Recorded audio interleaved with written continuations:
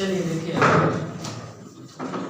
Last class में हमने magnetic dipole moment पढ़ा था। मैग्नेटिक डाइपोल मोमेंट था इलेक्ट्रॉन जो रिवॉल्व होता है इस ऑर्बिट में, ठीक है, उसके पास डाइपोल मोमेंट कितना होता है, म्यू। रिवॉल्विंग इलेक्ट्रॉन का डाइपोल मोमेंट कितना था, म्यू था, और उसकी डायरेक्शन किधर थी, नॉर्मल टू दी प्लेन, ठीक है। और इसमें एक चीज याद रखेंगे, ये अपवर्ड डायरेक्शन में, किस डायरेक्शन में है, अपवर्ड डायरेक्शन में। अब थोड़ा सा ध्यान देंगे इसमें, ये इलेक्ट्रॉन जो मूव कर रहा है, इस इलेक्ट्रॉन के पास कुछ वेलोसिटी है v। अभी इस इलेक्ट्रॉन का मोशन बताइए किधर है, क्लॉकवाइज की एंटी क्लॉकवाइज, क्लॉकवाइज है। तो जिधर इलेक्ट्रॉन मूव करते हैं उसके ऑपोजिट डायरेक्शन में कौन मूव करता है, इलेक्ट्रॉन के मोशन की ऑपोजिट डायरेक्शन किसकी होती है, करंट की डायरेक्शन। तो करंट किधर फ्लो होगा, ऊपर की तरफ, ठीक है। अब थोड़ा सा इसको ध्यान से देखिए, EVR, इसके साथ हम लोग एंगुलर मोमेंटम को रिलेट करते हैं। जब कोई पार्टिकल r रेडियस में v वेलोसिटी से एक एंगुलर मोशन कर रहा है तो उसके पास एंगुलर मोमेंटम होगा। देखिए लीनियर मोमेंटम क्या होता है, मास इनटू वेलोसिटी। m मास का कोई ऑर्बिट अगर v वेलोसिटी से मूव कर रहा है तो हम बोलते हैं उसके पास लीनियर मोमेंटम है। लेकिन r रेडियस में कोई पार्टिकल मूव करता है, एक सर्कुलर मोशन कर रहा है, तो उसके पास किस तरीके का मोमेंटम होगा, एंगुलर मोमेंटम होगा। और एंगुलर मोमेंटम किसके इक्वल होता है, तो आंसर है mvr। किसके इक्वल होता है, mvr, जहाँ पे m क्या होता है, मास होता है पार्टिकल का, v वेलोसिटी, और r क्या होती है, रेडियस होती है। तो लिख लेंगे इसके नीचे एक line, angular momentum of electron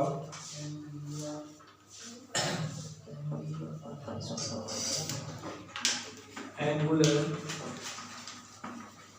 momentum of electron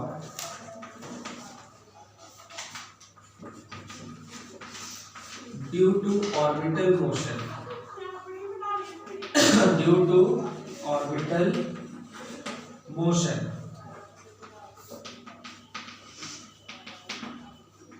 उस एंगुलर मोमेंटम को हमने क्या लिखा, L लिखा, ठीक है, बात समझ में आ रही है। उसको क्या लिखेंगे, L लिखेंगे, और L किसके इक्वल होगा, mvr। ये एंगुलर मोमेंटम का फॉर्मूला होता है। यहाँ पे ये मास किसका है, इलेक्ट्रॉन का है, तो me into vr, v velocity और r रेडियस। अब इसके बाद अगर इस इलेक्ट्रॉन के पास एंगुलर मोमेंटम भी है तो उस मोमेंटम की डायरेक्शन किधर होगी। तो एंगुलर मोमेंटम की डायरेक्शन हम लोग कैसे निकालते हैं, जल्दी बताएंगे थोड़ा सा।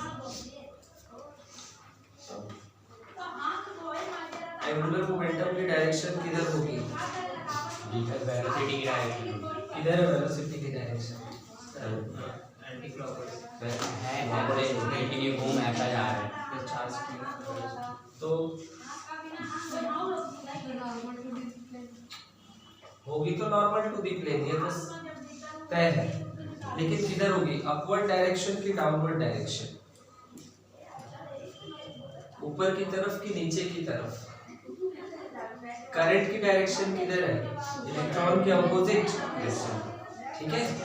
अगर इलेक्ट्रॉन के ऑपोजिट है तो फिर एंगुलर मोमेंटम की डायरेक्शन इस मोमेंटम की डायरेक्शन के ऑपोजिट हो जाएगी।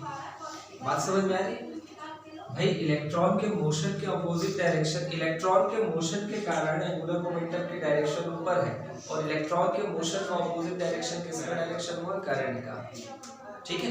तो उसकी डायरेक्शन के कारण मोमेंटम किधर बनेगा, नीचे की तरफ। तो direction of momentum is normal to the plane या परपेंडिकुलर टू द प्लेन, और किधर की तरफ होगा, डाउनवर्ड डायरेक्शन में होगा। तो लिख लीजिए एक लाइन और, the direction of L is, the direction of L is normal to the plane, normal to the plane of electron orbit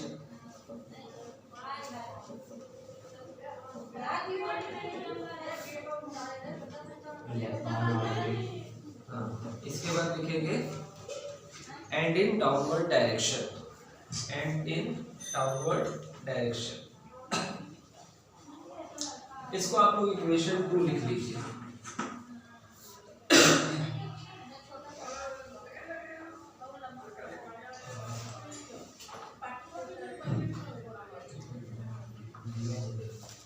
clear है? ये बात समझ में आ रही है? किसी को कुछ भी डाउट है पूछ लीजिए, मन में डाउट मत रखो। क्या चीज समझ में नहीं आया अभी तक? सर वो मोमेंटम की डायरेक्शन जो होता है, मोमेंटम की डायरेक्शन समझ में नहीं आई। अभी इलेक्ट्रॉन के मोशन की डायरेक्शन किधर है? ऊपर की तरफ। Yes sir. तो करंट की डायरेक्शन किधर? हाथ को ऐसा करिए, थंब किसकी डायरेक्शन को बताएगा? करंट की डायरेक्शन को। और ये आर रेडियस, ये आर रेडियस, और इसको ऐसा करिए तो किधर आ रहा है? आउटवर्ड। किधर आ रहा है? आउटवर्ड। ठीक है। लेकिन अगर मैं इलेक्ट्रॉन के मोशन से निकालूं तो ये इलेक्ट्रॉन का मोशन है ऊपर की तरफ, इनवर्ड। ठीक है। अब इस सर्कल को आप इस तरीके से रखिए, ये जो अंदर की तरफ जा रहा है, ठीक है, ये जो अंदर की तरफ जा रहा है उसको हम लोग अपवर्ड बोल दिए, और जो बाहर की तरफ आ रहा था वो किधर हो गया? डाउनवर्ड डायरेक्शन हो गया। ठीक है। ये वाला जो आपको ये एक्सिस दिख रहा है ना, इसका जो डायरेक्शन बता रहा है, ये एक्सिस इसको ऐसा क्रॉस किया है सेंटर से इस तरीके से। आ रही बात समझ में? क्लियर है? अब उसमें आप खुद देख लीजिए कि ऊपर डायरेक्शन किसकी है? रिवॉल्विंग इलेक्ट्रॉन के मोमेंटम की, और नीचे डायरेक्शन किसकी आ रही है? एंगुलर मोमेंटम की आ रही है। ठीक है, बात समझ में आ रही है? अच्छा, अब ये दोनों इक्वेशन को हम लोग रिलेट करते हैं, तो इक्वेशन 1 और 2 को आपस में डिवाइड कर दीजिए। ठीक है, तो लिख लीजिए डिवाइडिंग इक्वेशन 1 एंड 2।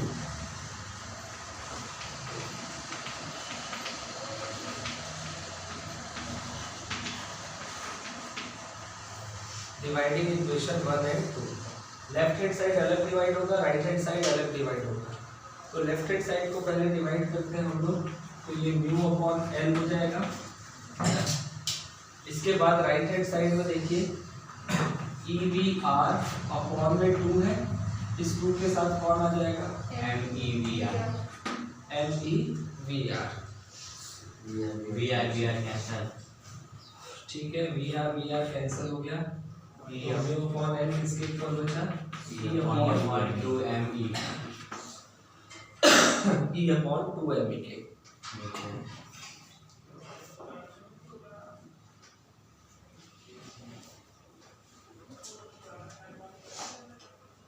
देखिए ये जो रेशियो हमने निकाला है मैग्नेटिक मोमेंट और लीनियर मोमेंट और एंगुलर मोमेंटम का, ये हमको किसके इक्वल मिला? ई अपॉन एम ई के इक्वल मिला। ये रेशियो एक कांस्टेंट रेशियो है। क्या है?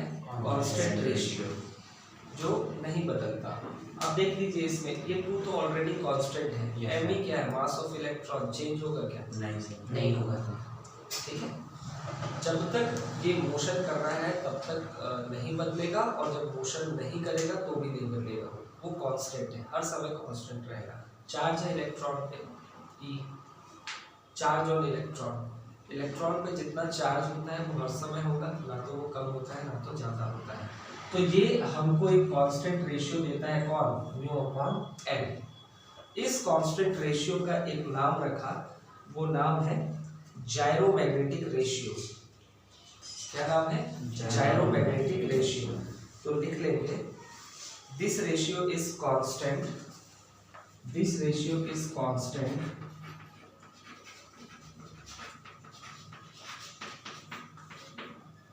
called gyromagnetic ratio, called gyromagnetic ratio।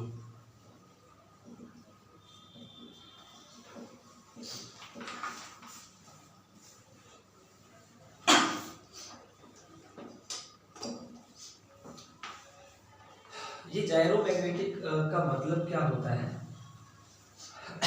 जायरो मतलब होता है रोटेशन, एक एंगल में जो घूम रहा है इलेक्ट्रॉन, ठीक है, उसको बोलते हैं जायरो। जायरो मतलब क्या होता है? रोटेशन। मैग्नेटिक मतलब मैग्नेटिज्म। तो जायरो मैग्नेटिक रेशियो नाम क्यों रखा गया? Gyro for angular momentum, magnetic for magnetic momentum. आ रही बात समझ में? जायरो मैग्नेटिक इसके लिए रखा गया है, इसको जायरो बोलेंगे और इसको मैग्नेटिक बोलेंगे। ये क्या है? जो इलेक्ट्रॉन रिवॉल्व हो रहा है उसका मैग्नेटिक मोमेंटम है, ठीक है। एल क्या है? Angular momentum. Angular momentum that means rotation, ठीक है। तो mu upon L is called gyro magnetic ratio. और इन सारी वैल्यूज को पुट करके जब सॉल्व किया गया तो ये रेशियो की हमको कुछ वैल्यू मिली। ई और एम ई की वैल्यू रख करके जब सॉल्व किया गया तो इसकी वैल्यू हमको कितनी मिली? तो लिख लीजिए, जितना लिखे हैं आप उसके आगे लिख लीजिए हैविंग वैल्यू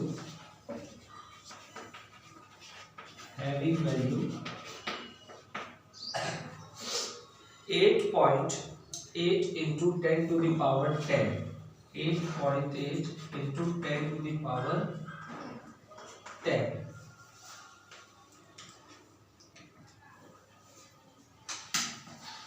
कूलम पर केजी।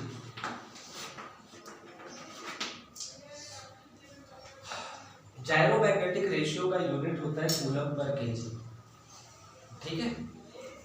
अब एग्जाम में आप लोगों से पूछेगा write the unit of gyromagnetic ratio, तो आप लोग बोलेंगे कहाँ से क्वेश्चन आ जाता है। तो क्वेश्चन कहीं से और से नहीं आता, ये आता है आपकी बुक से, ठीक है। और पूछ लेता है ऐसी नई नई क्वांटिटी जो है ना उनके बारे में जरूर पूछता है। तो जायरोमैग्नेटिक रेशियो के बारे में भी बहुत बार पूछा है कि आप इसका यूनिट बताइए, ठीक है। तो इसका यूनिट बड़ा सिंपल है, ये देखिए, ये क्या है? जायरोमैग्नेटिक रेशियो। ई क्या है? चार्ज। चार्ज का क्या होता है? कूलम। एम क्या है? मास। केजी, कूलम पर केजी, ठीक है। तो रेशियो इसका क्या है? यूनिट क्या है? कूलम पर केजी। और इसकी वैल्यू है 8.8 into 10 to the power 10 coulomb. अच्छा, अब देखिए इसके बाद और यहाँ से अगर मैं इलेक्ट्रॉन का मैग्नेटिक मोमेंटम निकालना चाहूँ तो म्यू किसके इक्वल मिल जाएगा? ई अपॉन 2 m और मल्टीप्लाई में एल, ठीक है। अच्छा, अब थोड़ा सा ध्यान से देखेंगे, ये कैसा, ये कैसी क्वांटिटी? वेक्टर। और एंगुलर मोमेंटम भी कैसी क्वांटिटी है? Vector quantity. तो वेक्टर फॉर्म में हम इसको ऐसा लिख सकते हैं। अच्छा, एल क्या होता है? एंगुलर मोमेंटम है। आप लोगों ने केमिस्ट्री में नील्स बोर के बारे में पढ़ा होगा। बोर है ना, बोर का कुछ एटॉमिक मॉडल है ना। क्या बताया है बोर ने? इलेक्ट्रॉन के एंगुलर मोमेंटम के बारे में कुछ बताया है? क्या बताया है? हर मतलब शेल की अलग अलग एनर्जी होती है। और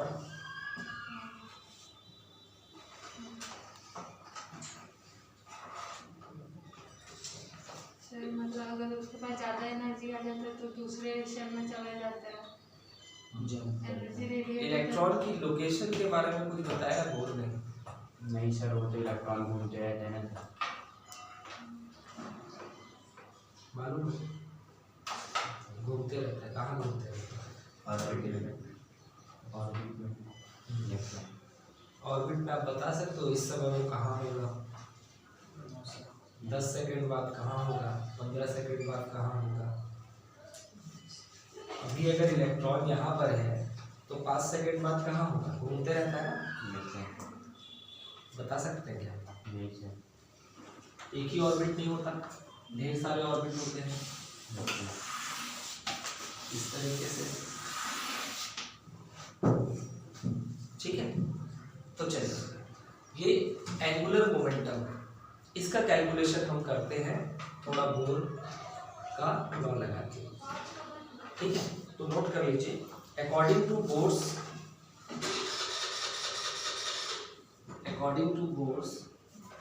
quantization condition, according to Bohr's quantization condition,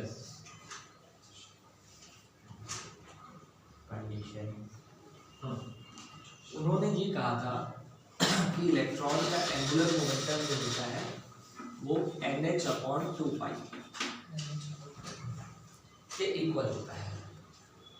यहाँ पे n क्या होता है, नंबर ऑफ ऑर्बिटल, ठीक है। h क्या होता है, प्लांक कांस्टेंट, ठीक है। और 2π किसके लिए, 360 के लिए, जो सर्कुलर मोशन कर रहा है, ठीक है। ये बात समझ में आ रही है? अच्छा, उनका ये कहना था कि इलेक्ट्रॉन कहीं पर भी हो, इलेक्ट्रॉन की लोकेशन का, एग्जैक्ट लोकेशन का पता किसी साइंटिस्ट ने अभी तक नहीं लगाया है, ठीक है। इसलिए नहीं लगाया है क्योंकि बाद में जब इसके ऊपर स्टडी होते गई तो एक चीज सामने निकल करके आई कि इलेक्ट्रॉन एकदम सीधे नहीं चलता। जैसे सर्कल में मोशन कर रहा है ना इस तरीके से, तो भी ऐसा मोशन नहीं करेगा, वो ऑक्सीलेटरी मोशन करता है, वाइब्रेटरी मोशन करता है। दैट मीन्स इस तरीके से, ये ऐसा, अगर वो ऐसा मोशन करता है तो आप एग्जैक्ट इसकी लोकेशन कहाँ बता सकते हैं? आप ऑर्बिट में ना बताएंगे कि यहाँ पर होगी, लेकिन वो यहाँ भी तो जाता है। आरी बात समझिए, इसीलिए ना इसकी एग्जैक्ट लोकेशन का पता लगा पाना पॉसिबल नहीं हो पाया। अच्छा, लेकिन एक चीज क्लैरिफाई कर दी उन्होंने कि यहाँ पे n जो होगा ना 1 2 3 10 ये कभी भी फ्रैक्शन फॉर्म में नहीं, जैसे 1.1 1.2 1.3 इस तरीके से नहीं होगा, क्योंकि इलेक्ट्रॉन या तो पहले ऑर्बिट में होगा या तो दूसरे ऑर्बिट में होगा, बीच में रहना अलाउ नहीं। आ रही बात समझ में?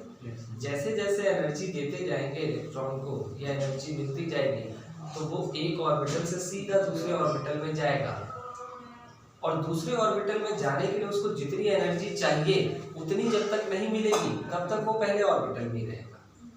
जैसे यहाँ पर है, यहाँ पर इसके पास 10 जूल एनर्जी है, इसको यहाँ जाने के लिए 20 चाहिए। आप सोचेंगे इसको 18 जूल एनर्जी मिल गई तो ये यहाँ चला जाएगा, तो ये पॉसिबल नहीं।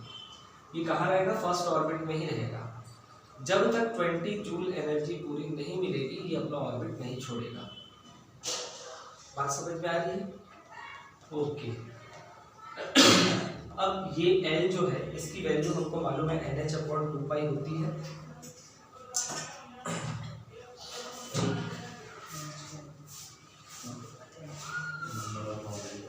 अब देखिए यहाँ से इस L की वैल्यू को यहाँ पुट करो तो ये हमको कितना मिल जाएगा? E/2me और NH/2π। इसको और किस तरीके से लिख सकते हैं? NEH/2 4πme इस तरीके से।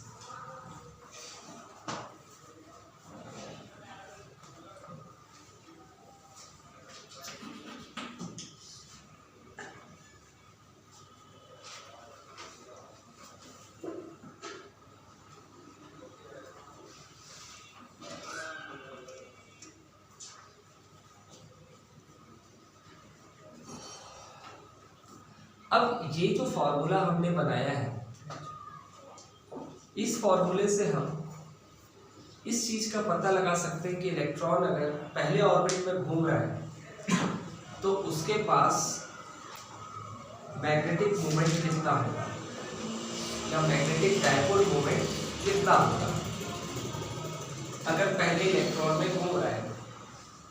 फर्स्ट ऑर्बिट में अगर इलेक्ट्रॉन रिवॉल्व कर रहा है तो उसके पास मैग्नेटिक डायपोल मोमेंट कितना होगा, तो फर्स्ट ऑर्बिट के लिए n की जगह क्या रखेंगे 1 बाकी की ये सारी वैल्यू हमारे को नोन होती है। ये चार्ज और इलेक्ट्रॉन है। प्लैंक कांस्टेंट आप लोगों को मालूम है कितना होता है Planck constant 6.67 into 10 to the power कितना -31। केमिस्ट्री में पढ़ते नहीं आप लोग, कितना होता है Planck constant,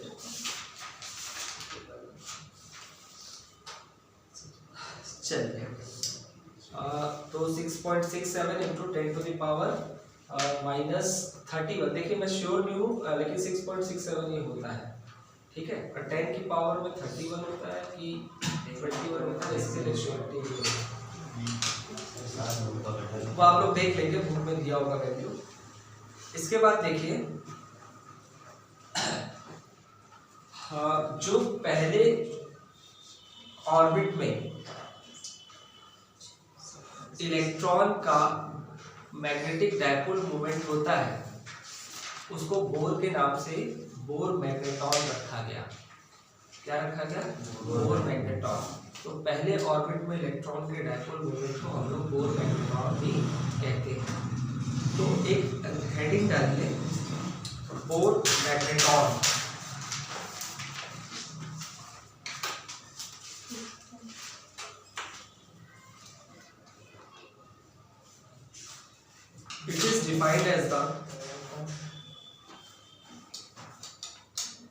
It is defined as the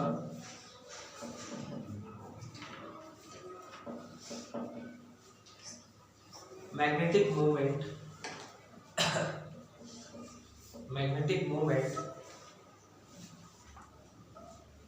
associated with an electron due to its orbital motion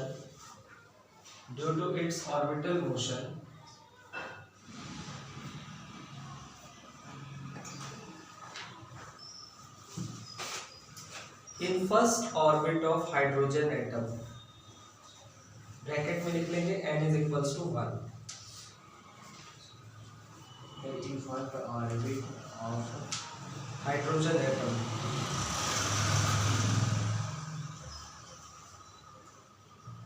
bracket में क्या लिखना है sir, n is equals to 1।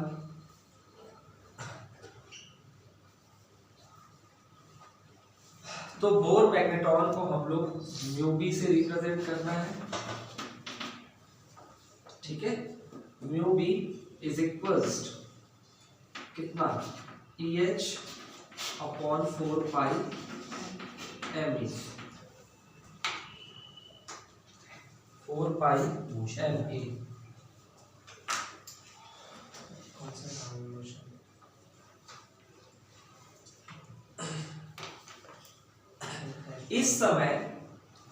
इस समय जो इलेक्ट्रॉन के पास मैग्नेटिक डायपोल मोमेंट होता है वो मिनिमम होता है। इस समय म्यू एल कैसा होगा, मिनिमम। क्यों होगा मिनिमम, तो आंसर है ये नीचे में देखिए 4 दिख रहा है, ये 4 है। तो जो भी वैल्यू आप ऊपर पुट करोगे उसको आपको 4 से डिवाइड करना होगा और ये वैल्यू को छोटी कर देगा। लेकिन अगर मैं सेकेंड ऑर्बिट की बात करूं तो मैं यहाँ पे n इज इक्वल्स टू 2 रखूंगा, तो 2 से ये 4 कैंसिल होकर 2 हो जाएगा। अब डिवाइड में छोटी वैल्यू आ गई, ठीक है, तो हमको वैल्यू ये वाली बड़ी मिलेगी। ऐसा बन जाएगी, ठीक है। अच्छा 3 रखेंगे तो ऊपर वाली वैल्यू 3 से मल्टीप्लाई होगी, 4 से डिवाइड होगी तो वैल्यू और बड़ी मिलेगी, ठीक है। अच्छा ये म्यू बी क्यों लिखा, बोर मैग्नेटॉन के लिए, बोर मैग्नेटॉन, ठीक है। ओके अच्छा अब अगर मैं ये म्यू बी की जो वैल्यू है इसको यहाँ पुट कर दूं, इक्वेशन 3 नाम देकर के इसको 3 ना, तो म्यू किसके इक्वल हो जाएगा, एन म्यू बी के। कहने का मतलब ये है कि जो इलेक्ट्रॉन का मैग्नेटिक डायपोल मोमेंट होता है वो बोर मैग्नेट्रॉन का n टाइम्स होता है। कितने टाइम्स होता है, n टाइम्स होता है।